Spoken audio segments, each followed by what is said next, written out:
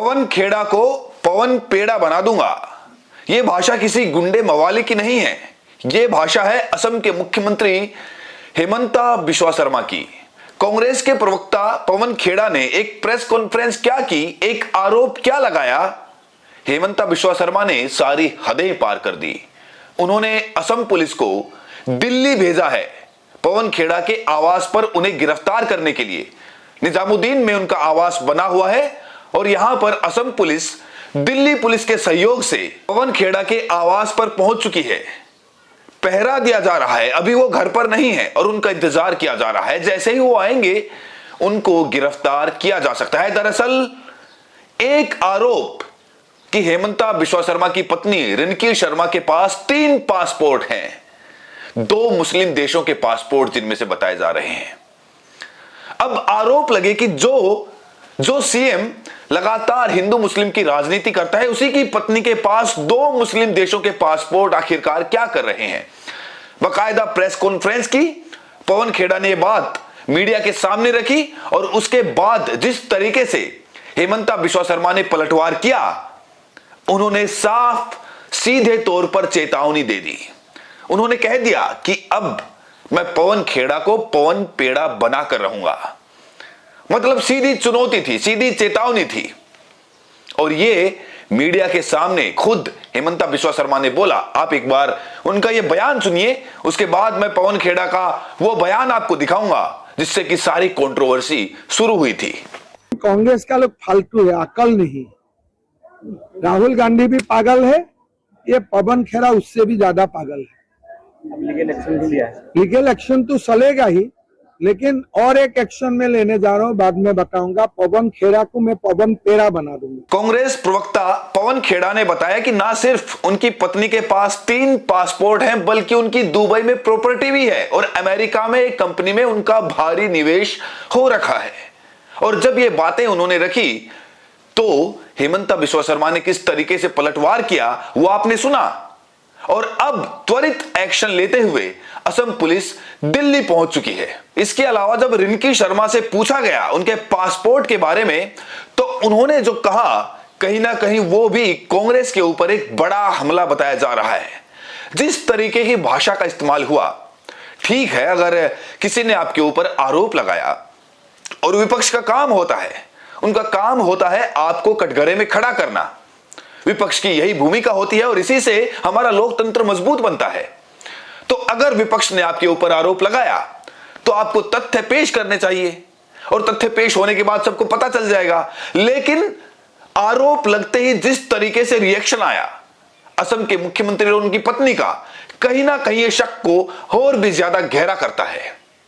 इसकी एक निष्पक्ष जांच की मांग करता है, क्योंकि आपको पता है कि अगर आरोप बेबुनियाद होते तो बात को वहीं पर रफा दफा किया जा सकता था। जब पत्रकार ने हेमंता बिश्वा शर्मा या उनकी पत्नी से पूछा तो इस सवाल के जवाब में मस्खरी करके उसको वहीं पे उसका जवाब दिया जा सकता था। लेकिन एक आरोप के बदले अपने तथ्य पेश करने की जगह नेता को, विपक्ष के नेता को ही गिरफ्तार करने के लिए असम पुलिस जब पहुंचती है तो यह बड़ा सवाल खड़ा होता है।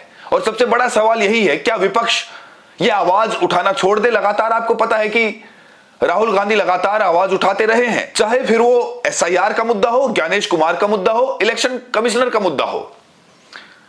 वो एक निष्पक्ष जांच की मांग करता है, लेकिन उनके सवालों पर गौर फरमाने की जगह कहीं ना कहीं हमारे देश की न्यायपालिकाएं असमर्थ साबित हो रही हैं। आपको पता होगा, हाल ही में खबर आ चुकी है कि ज्ञानेश कुमार के ऊपर जो महाभियोग की प्रक्रिया शुरू की गई थी, 193 सांसद जिसमें हस्ताक्षर कर चुके थे, उसे सभापति द्वारा खारिज कर दिया गया है। लोकसभा में, राज्यसभा में सभापति बैठते हैं, आपको पता होगा। इससे पहले ओम बिरला के ऊपर अविश्वास प्रस्ताव लाया गया था, उसको भी खारिज कर दिया गया, उसको भी कचरे में फेंक दिया गया। तो अगर विपक्ष के तमाम सवालों के ऊपर बीजेपी पार्टी कोई जवाब नहीं देगी तो जनता के मन में एक शक और सुबह गहराई तक बैठने लगेगा। आप इससे पहले देखिए, एपस्टीन फाइल का मुद्दा खुला, लेकिन उस पर भी पूरी तरह से खामोशी बरती गई। अडानी के मुद्दे पर लगातार खामोश रहती है और राहुल गांधी या फिर विपक्ष के हर नेता संसद में चीख चीख कर उन सवालों को उठाते हैं जो कि जनता के मुद्दों से सीधे जुड़े हुए हैं। और आज जिस तरीके से पवन खेड़ा अभी वहां पर नहीं है और जिस तरीके से हेमंता बिश्वा शर्मा पत्रकार को बता रहे हैं कि मुझे पता है कि वो हैदराबाद भाग चुके हैं।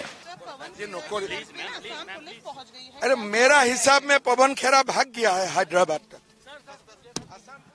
असम पुलिस क्यों दिल्ली गया है पता नहीं। मेरा जितना न्यूज है वो हैदराबाद तक का। तो बड़ा सवाल यह भी है कि अगर पवन खेड़ा के आरोप सही हैं तो वो फिर से पुलिस के सामने पेश हो और जो सबूत उन्होंने इकट्ठा किए हैं वो सबूत मीडिया के सामने रखें ताकि देश को पता चल सके कि बात कोई हवाई नहीं की गई है, उसके पीछे ठोस प्रमाण मौजूद हैं। और जब वो प्रमाण जनता खुद देखेगी, न्यायपालिकाएं देखेंगी, तो वो भी सच का साथ देने के लिए बाध्य हो जाएंगे, क्योंकि न्यायपालिकाएं सबूतों के आधार पर चलती हैं, दलीलों के आधार पर नहीं चलती। दलील आरोप अगर गलत हैं तो मानहानि का दावा भी हो सकता है, लेकिन जिस तरीके से कॉन्फ्रेंस की गई थी पूरी तैयारी के साथ कांग्रेस के प्रवक्ता पवन खेड़ा साहब बोल रहे थे, तो कहीं ना कहीं वहां पर एक ठोस प्रमाण या सबूत तो मौजूद जरूर है। लेकिन इससे पहले आप वो प्रेस कॉन्फ्रेंस देखिए, उनके कॉन्फिडेंस को देखिए। यहां पर कोई हवा में आरोप नहीं लगाए जा रहे हैं, यहां पर तथ्य पेश किए जा रहे हैं और पवन खेड़ा खुद बता रहे हैं। सबसे पहले पवन खेड़ा के इस बयान को सुनिए, उसके बाद आपको रिंकी शर्मा का वो बयान दिखाते हैं जो कि पत्रकार ने सवाल पूछने पर उन्होंने बताया पासपोर्ट के बारे में। के मुख्यमंत्री हेमंता बिस्वा शर्मा की धर्मपत्नी रिंकी भूया शर्मा के पास एक नहीं, दो नहीं, 3 पासपोर्ट हैं। तीनों पासपोर्ट लिविंग पासपोर्ट्स हैं, एक्सपायर नहीं हुए हैं। ये जो गोल्डन कार्ड है ये यूएई का गोल्डन कार्ड है। नंबर 2 एंटीगुआ बारबुदा एक देश है, भूया शर्मा रिंकी। तीसरा Arab Republic of Egypt, Rinki भूया शर्मा। हम ये जानना चाहते हैं क्योंकि भारत के कानून के हिसाब से आप ड्यूअल सिटीजनशिप यानी कि दोहरी नागरिकता नहीं रख सकते। इसके बाद रिंकी शर्मा ने जिस तरीके से पागल कुत्ता पता नहीं क्या क्या विपक्ष के नेताओं को बोला, एक महिला होने के बावजूद। कांग्रेस का जब ऊपर से नीचे तक जो पागल कुत्ता ने काटा तो यहाँ वहाँ दौड़ने के सिवा वो जो करता है पागल कुत्ता वो लोग वही कर रहा है। So this are all fake allegations, this are all AI generated, already been confirmed. So now we are just waiting for the justice because I have launched an FIR. आपके पास भारत के अलावा किसी देश का गोल्डन वीजा या passport नहीं है? मैं आपको एक चीज़ पूछूं, आप भारतीय नागरिक हो? ऑब्वियसली। आपको डुअल पासपोर्ट है आपके पास? नहीं है। तो सेम थिंग, मेरे पास 3 पासपोर्ट कैसे हो सकता है? हाँ। ठीक है मैम, एक और सवाल है जिसपे बड़ी लड़ाई हो रही है कांग्रेस और बीजेपी के बीच में, आपके नाम की स्पेलिंग को लेके, विच इज अबाउट शर्मा।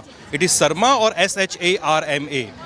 सही स्पेलिंग क्या है, इसको लेकर दोनों पार्टियों के बीच में फजीहत हुई पड़ी है और फोकस में आप हैं मैम, प्लीज। मेरे पासपोर्ट में कौन सा लिखा हुआ है?